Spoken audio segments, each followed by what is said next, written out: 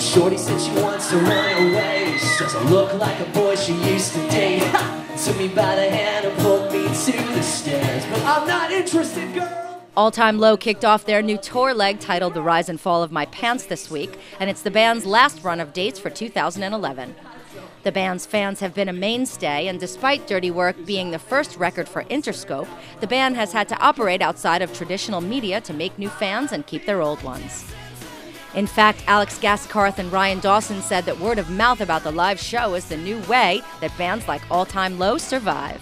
Bands, especially bands from our background and in our position, it's very important for us to maintain that relationship with our core and with the little family that we've built up, because the media and the press and whatnot doesn't do as much as it used to do. If you have a music video or you have a single on the radio, it just doesn't. It's so oversaturated that it doesn't do as much for bands as it used to.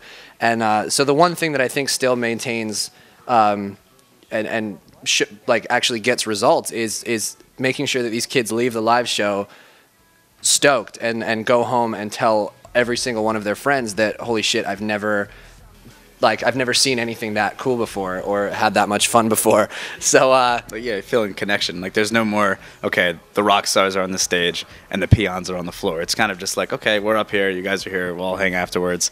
There's just, like we say, like, the day of the rock star is no longer there. And like he's been saying, the more accessible you are to your fans in every way is, I think, what's really important now. All Time Low said that with Dirty Work now being a part of the band's repertoire, it's hard to create a set list that all fans love.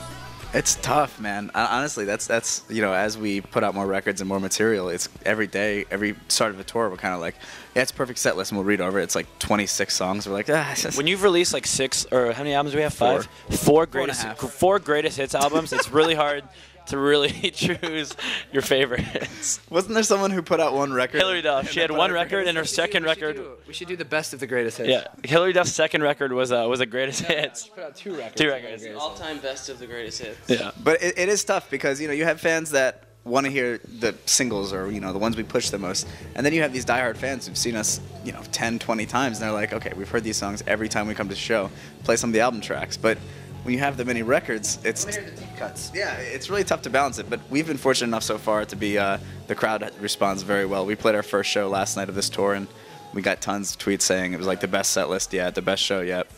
And yesterday there was something in the air. There was like we gauge each song, the song popularity about like how many people cry in the front row, and if like more than 5 kids cry, we'll play it again. All Time Low's The Rise and Fall of My Pants tour runs through the eastern part of the U.S. and wraps November 19th in Poughkeepsie.